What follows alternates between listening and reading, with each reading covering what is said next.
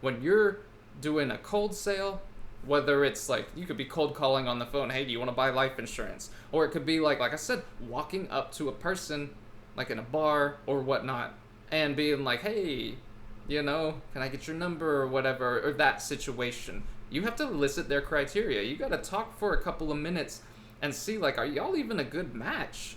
Because the person may not like anything about you or not attracted to people like you. And you have to, so that's why you don't want to go over that, yeah, I got this great job. I drive this $80,000 Mercedes. I coach a kids soccer team or something like that. The person you're approaching may not care at all about that stuff. So you don't, and then you know what happens when you start talking about these, and these are good things. They're good things about you, sure. But if it does not match their own criteria for what they're kind of looking for, then it seems like a sale. And what do we say about sales? It seems people think they're going to die. That's what their brain is saying. It's like, we need to get out of this situation, because if I make the wrong decision, I might not eat next week. Alright, what's going on, everyone? Welcome back to another video. Today's topic is, are you like 1 out of 9 people? Or are you more like the other 8 out of 9 people? Why you must embrace your social side.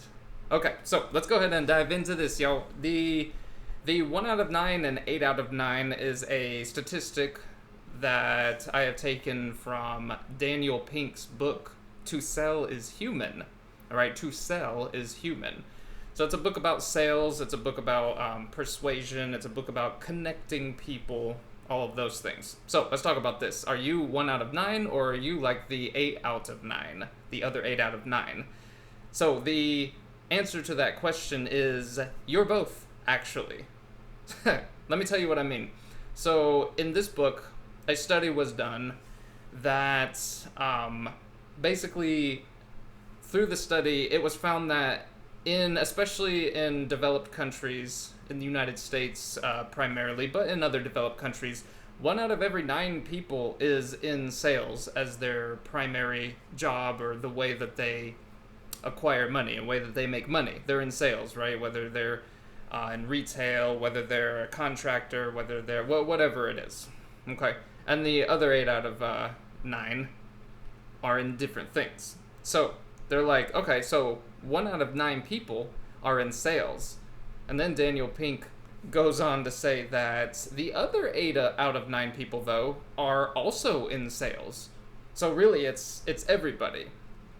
This is about, what this talks about is that no matter, for the most part, what industry you're in, what sort of people you're around, what it is you're doing with your career, your job, you are selling. One way or the other. It might not be, hey, do you want to buy this, I don't know, this new Mercedes or something. It's got this these nice infotainment systems, this beautiful leather, maybe it is a convertible or something. It doesn't necessarily have to be that kind of sales, to where you ring an item up and then you either get a commission, or you can even be paid hourly, but you have sales goals and stuff. That's what we think about when we think sales. But it is so much more than that. It is about connecting with people. It is about persuasion. It's about getting to know what it is that your prospects are looking for, how you can help them, all of those things. And in almost every industry, and almost every, even in just school, you can see this. We use sales, okay, as a way to get things done, as a way to bring people on board with our vision, with our mission, and all of those things. Think about it. If you work as, I don't know, maybe a teacher, for example, there's a few of these sorts of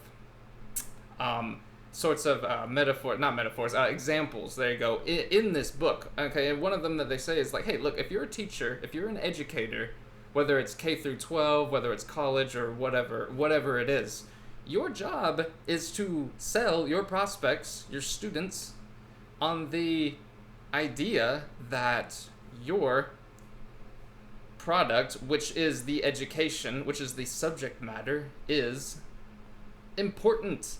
is irrelevant, is like going to be beneficial to their lives.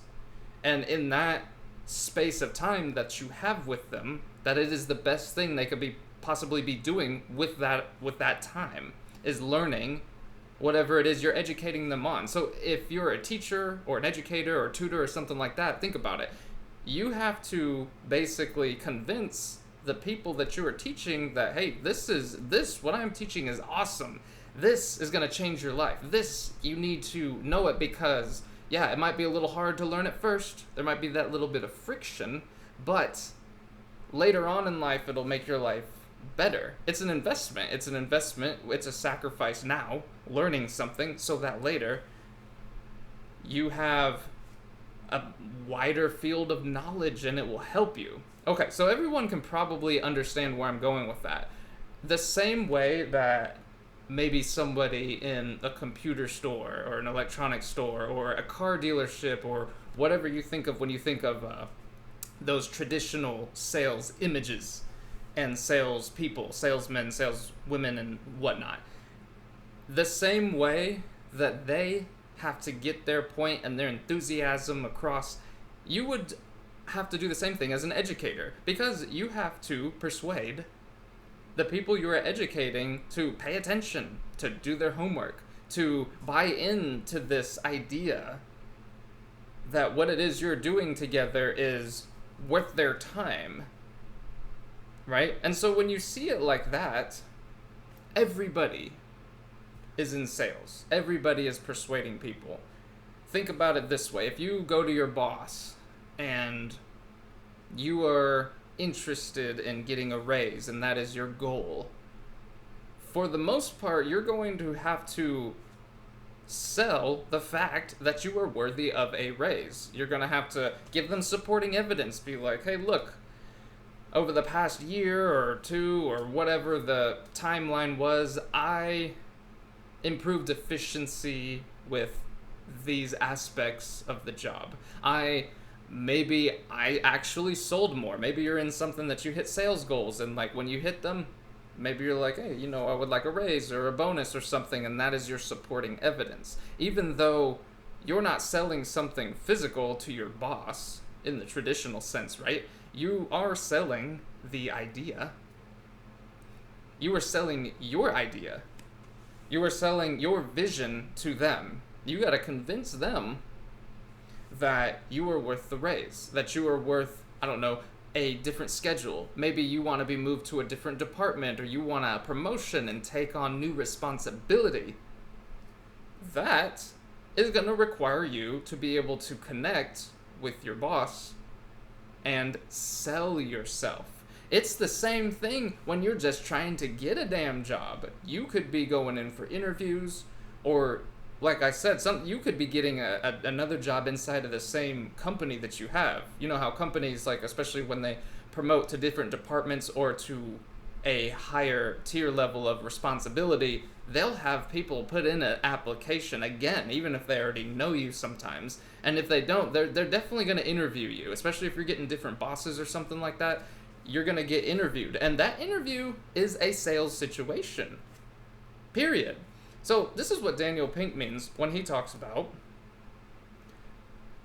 everybody, the 1 out of 9 and the other 8 out of 9 is in sales. Because no matter what you're doing, okay, you have to connect with people almost always. Even if you're some sort of like, I don't know, some sort of, maybe you do graphics design, or you do some sort of maybe networking technology or electronics that doesn't have you in front of people all too often. I'm sure at times you still have to either sell the people on, hey, you do need this service, or hey, this is how this works. You have to be convincing enough and have enough enthusiasm and expertise that you get the people to listen. You're like, hey, you might only meet people once a year or something to show them, okay, here's this new program that I built, or these are the adjustments I made to your network or your computer systems or whatever it is, and now I need to show you why this is important and what you do with it and how to work with it. Do you see what I'm saying? You have to be enthusiastic enough and have enough expertise and be able to sell your knowledge for them to pay attention. If they don't pay attention, you might as well have not done it, because then they can't even use the work that you did. So, yeah, to sell is human. This is the premise of the whole book, but it goes much more beyond that. You could fill, and people fill hundreds, maybe thousands of books on sales, because sales is only maybe 10% is that you're like, hey, come buy this thing and I'm going to get a commission. Yeah, that is a good portion of sales, but it's still a very small portion in proportion to what? To every time you're in a situation and you're trying to get your way, or you're trying to, how do you say, modify the terms of a situation so they work for you better. All right? If any of you have ever been trying to get a romantic interest out on a date, that is a sales situation. You have to have them interested enough in you by being interesting yourself, by showing the good things about you, obviously. You're like, hey, think we would have a good time because you like romantic comedies and so do I. Or I don't know what it is with your specific case. All right, but you know what I'm talking about. You like coffee, I like coffee. You want to go out for some martinis? I want to go out for some martinis. We have the same friend group, and our friends both think that maybe we would like each other. Whatever it is. I mean, all of those are just off the cuff and like cliches. But you see what I'm saying. If you were trying to get a romantic interest to go out on a date with you, or better yet, at some point in your life, marry you, if you're asking someone to marry you, that is a sale. You're like, hey, this is what I got to offer, man. Okay? This is what I have to offer. And based on that, if it matches up well, you'll get married. Or you won't. But even that is a sale. Friends are sales too. Basically, it's like this. The people who you are selling for any situation, they need to believe, and better yet, it needs to actually be this case, but they need to at least believe that the situation that you are selling, that you are soliciting, is going to make their life better off than if they didn't know you or if they weren't associated with you. This gets heavily into what in psychology is known as the reward bias. Right? We have all these cognitive biases that actually are a big deal in sales of all kinds. All right, I have a couple of videos on a few of the other ones, and I feel like I have mentioned the reward bias a few times. By some estimates, it is the most powerful of the bias. They say humans respond to incentives.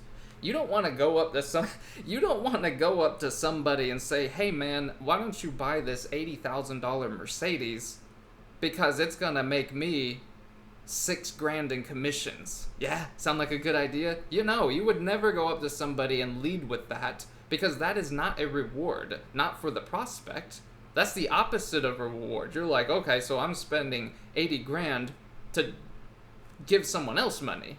No, if you want to buy a $80,000 Mercedes, or it doesn't matter what the price is, but you're gonna spend all this money on a new car or basically anything, you have to lead with the reward. You got to be like, nah, dude, it's a Mercedes, man. German engineering. Think of like how nice it'll feel every time you walk into your garage and that thing is sitting there and it's beautiful coat of paint just waiting for you to open those soft doors, slip into that leather seat, and then hit that push button ignition, and that thing fires up and maybe wakes your neighbors up if it's an AMG or some sort of sports or racing variant of these cars.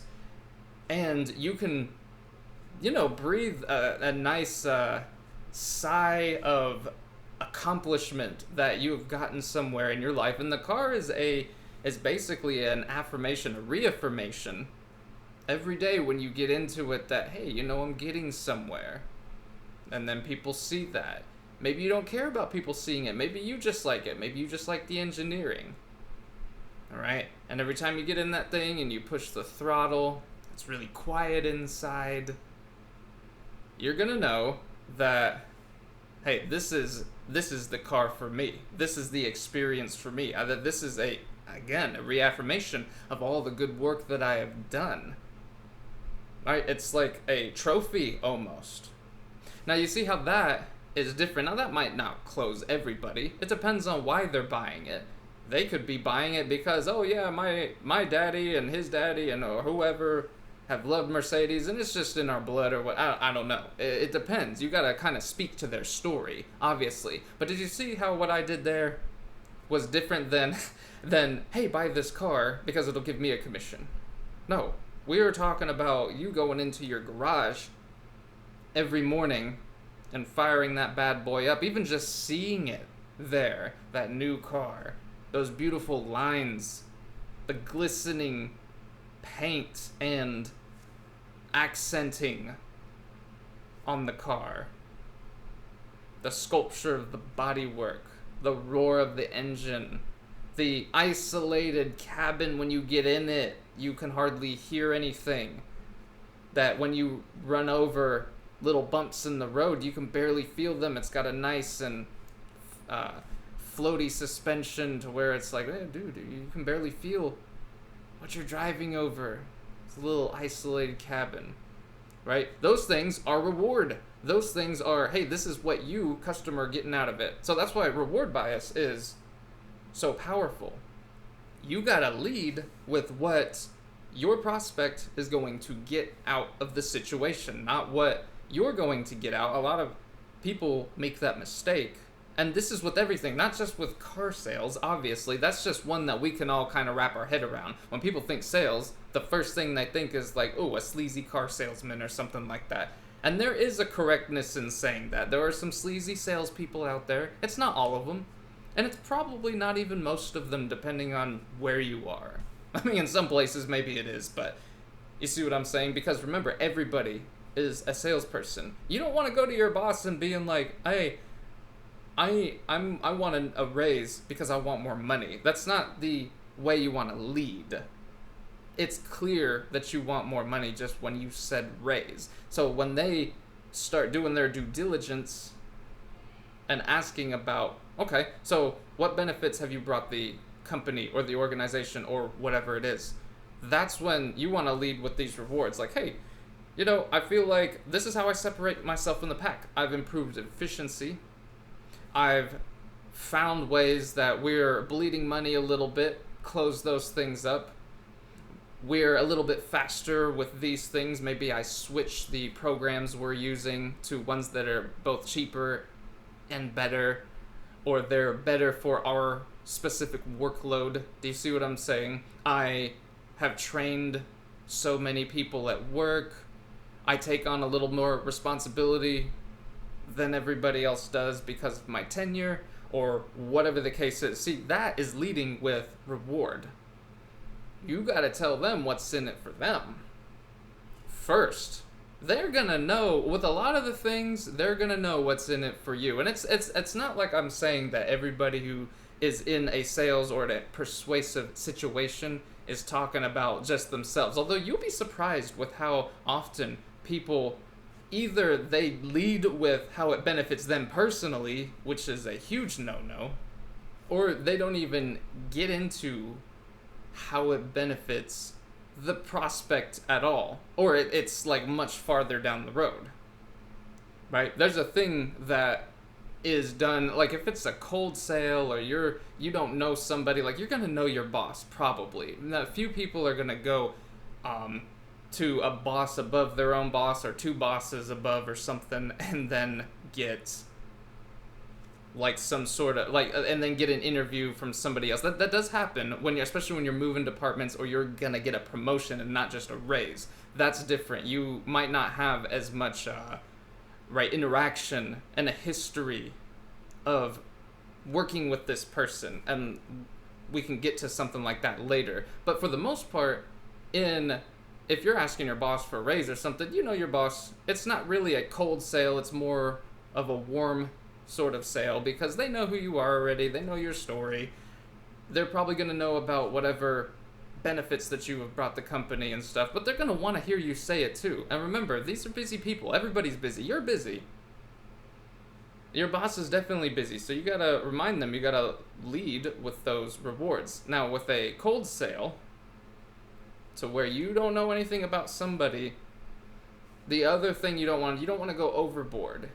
You don't want to just start blurting all these features and benefits out of nowhere because that sounds salesy. See, people don't like to feel like they're being sold because in our minds, this is what it boils down to right here. It boils down to survival because for tens of thousands of years or however long it has been before modern society, which is still 99% of humans' history, has been without electricity, without modern conveniences, and we're living in tribes. That's most of what your brain and your DNA remember, is living in those tribes. So when somebody wants something of yours, even if it's not in any malicious way, that raises a red flag because you think, hey, if I give up my resources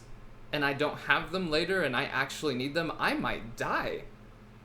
Like some dude comes along and is like, hey, can you trade me some of your fruits that you found, or their fruits and vegetables that your gatherers gathered, and we'll give you these, I don't know, like clothes or something that they made, or blankets or something like that. You see what I mean? And it's a trade. And even though it might be a fair trade, immediately you're thinking, oh man, this is a sale, right? They're trying to get me to part with some of my resources. And even if it's a fair trade, it's immediately a red flag because they're like, oh, well, what if the clothes isn't what I need later? What if we go a week into the future and we can't find any more fruits or vegetables? Then I might die. That's what your brain does, even with money, even with I don't know, $100. It's the same thing. That's why people don't like to feel like they're being sold, because it feels like a life and death situation, on a psychological level, because it brings back those memories. It's like, dude, if I trade my fruits and vegetables for this dude's this dude's coats and pants and blankets, or maybe they're trying to, or maybe it's something different. Maybe they're giving you a spear so you can go and catch some wild game or something. That pops up in your mind. It's like, well, what happens though if I make this trade, if I don't think about it, and then next week we can't find any more fruits or vegetables, or some storm rips through here and just takes it all out, and it's not, and we can't use it or something. That, see, those kinds of things, that much of a what do you call it? Thinking about it in those severe terms like that happens even if it's with things that aren't that severe in today's world. That's why people do not like to feel like they're being sold.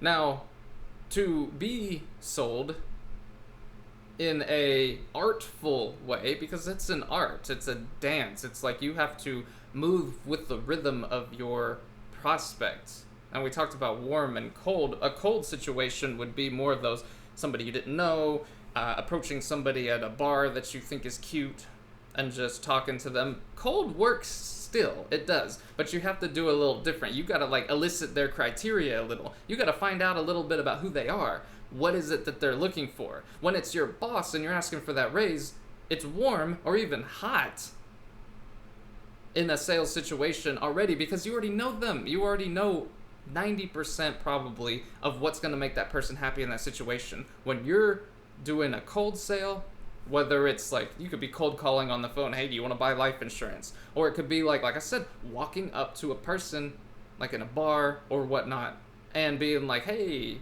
can I get your number or whatever, or that situation. you have to elicit their criteria. You got to talk for a couple of minutes and see, like, are y'all even a good match? Because the person may not like anything about you or not attracted to people like you. And you have to, so that's why you don't want to go like, yeah, you know, I got this great job. I drive this $80,000 Mercedes. I don't know, I coach a kids soccer team or something like that. The person you're approaching may not care at all about that stuff. So you don't, and then, you know what happens when you start talking about these, and these are good things. They're good things about you, sure. But if it does not match their own criteria for what they're kind of looking for, then it seems like a sale. And what do we say about sales? It seems people think they're going to die. That's what their brain is saying. It's like, we need to get out of this situation, because if I make the wrong decision, I might not eat next week. That's kind of where it goes. That sounds extreme, but that's literally the kind of mechanisms we're dealing with here. So that's why with the cold stuff, you have to elicit their criteria. Do your homework a little. When you're going in cold and you're interviewing at a company, that's why they say that it's good to Google the company. What kinds of stuff are they about? What is their internal story? Remember, you want to sell to that internal story. People, here's the thing. People may believe what you tell them. They may believe your product is awesome. They may believe that they want or even need it. But they will always believe the story they come up with on their own. So if you elicit their criteria and it's like, hey, I'm applying for this job, and the job is, I don't know, it's one of those people who groom animals or something, right? Like poodles or just any animal. And they're like, hey, yeah, you know, we're looking for people who can cut animal hair and make it look good and keep the animals comfortable while they're happening. But all of your sales experience, or all of your experience has been in, I don't know, jewelry or something. Or maybe you were a construction worker. There's nothing wrong with having been that, but you're not going to match their criteria if you don't have something that's similar. Then it's going to seem like just a sale, and you'll probably not get the job. That's why it's important to research. Because there could be some things about whatever it is you did in your old job that do transfer, but you wouldn't think about it immediately. So, in order to keep something from being ice cold of an approach, you elicit their criteria. If you can't actually just talk to them, you research the company. Okay? You research the job ad, if there is one. You research the kinds of situations that the person getting the job that you want is going to be in, and how can you increase that reward for them hiring you. And you do that by speaking to that inner story that they already have. Now, you're not going to get every single little thing, but you'll be ahead of everybody else who doesn't do that. A lot of people will just apply for a bunch of things and haven't done any research on the company, and that works sometimes. Cold sales always works sometimes. But if you can heat it up a little bit, you're ahead of like 90% of the competition. They'll be like, okay, maybe this dude was in construction for the last 20 years and now he wants to cut dog hair. But on the side, he, I don't know, worked for the Humane Society. Or worked with them. And was walking dogs, was cleaning cages out, was finding homes. That's not the same thing as cutting hair, but they have experience around dogs. They know the temperament of dogs. They know what dogs are scared of. And dogs are scared of getting their hair cut. They don't like them buzzers and and being on a leash. You see they're shaking a lot of them. But a person who has worked with the animals is warmer. There's more reward. Even if they're a construction worker for 20 years, if you just come in there and like, oh yeah, I've just been building roads or something. Okay, that's awesome for some jobs you want to get, but not for this one.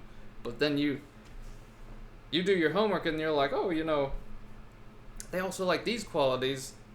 So I forgot that, hey, I've been volunteering or working with the Humane Society or with my veterinarian that I know or something. I've been around dogs my whole life. You're you increase that reward right there. Because, like I said, you understand the temperament of dogs, you understand their kind of psychology, how they interact with humans, what sorts of situations stress them out, maybe how to calm them down. You're more comfortable around them, and dogs are sharp when it comes to that. They can tell when people are more comfortable, and they're like, you know what, we can probably teach you how to cut hair if you're comfortable around the dogs, which in itself, guess what, is a sale. To have a dog like you, a foreign dog that you've never met before, and you give off that aura of you can be trusted and you're there to help the dog or whatever, that is a sale right there. It's everywhere, dude. Sales are everywhere. You look at beautifully colored birds. They are so colored in that way, and they're vibrant, and they have that plumage, and because they're selling themselves to the opposite sex. They're like, hey man, I'm really pretty, and these are good genetics. You want to procreate with me, and your offer has to have more reward for a girl bird so that you'll get to pass your genes on. So even in the animal kingdom, you see these sorts of things.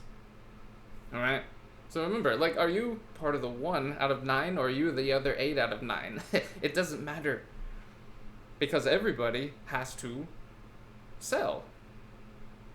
Alright? Remember reward bias. The higher you can get, the more things that you put on.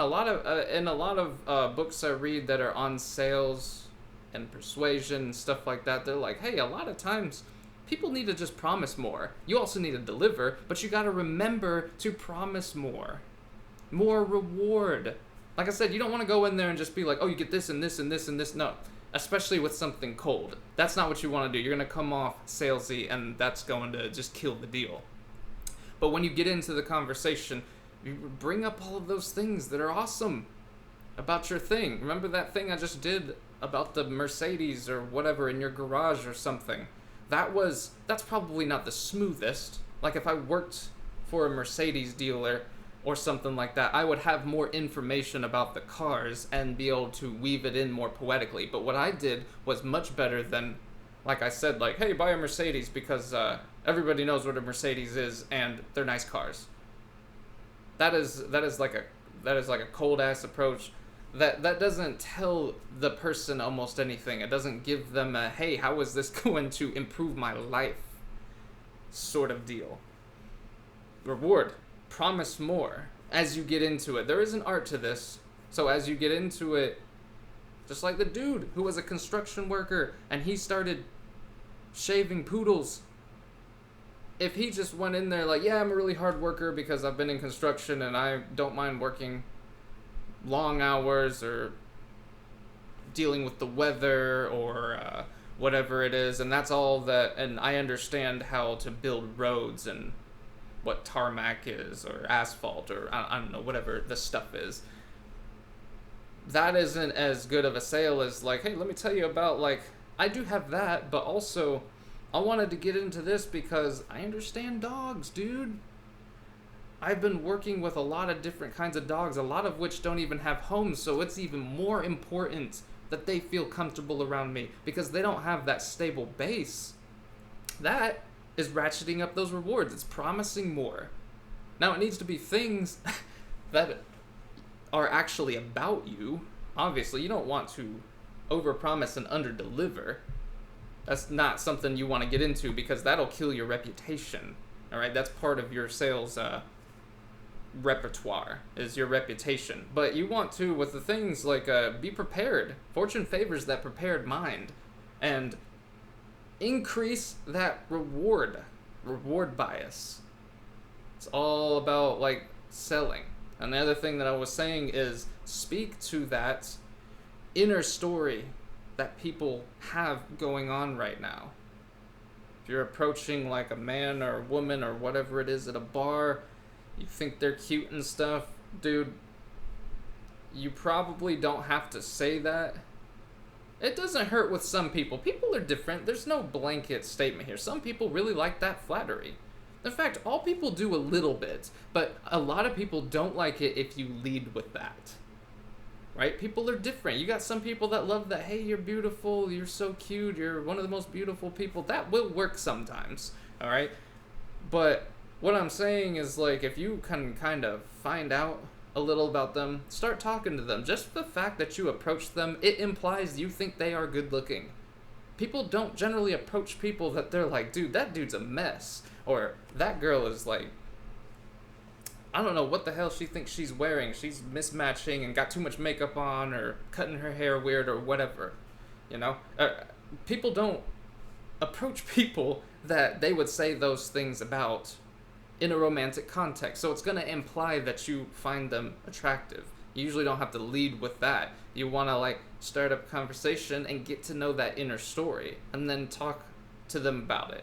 Maybe they like animals too, and you're like, oh yeah, blah blah blah, humane society, or whatever I just talked about. Maybe they don't like animals at all. Maybe they don't care about that. Maybe what they care about is helping sick children. Or maybe they don't care about anything that is philanthropic at all, or you won't find that out. Maybe what they like is football. Maybe what they like is skiing. Or maybe they like making a lot of money. Maybe they're the kind of person that does like cars. You know, there's like, I don't know what the percentage is, but there's a good percentage of women, if you're a man and looking for a woman, that like cars. I know some of these girls, and you start talking about your car, that will work for them. Now, you don't want to be arrogant, because that'll turn off a lot of people, especially if this is what you're leading with. But you'll be like, yeah, let me tell you about this Mercedes I just got, man. It's got all these things, and like, what's your favorite car, or something like that. That works on some people, as long as it's part of their story, their internal story.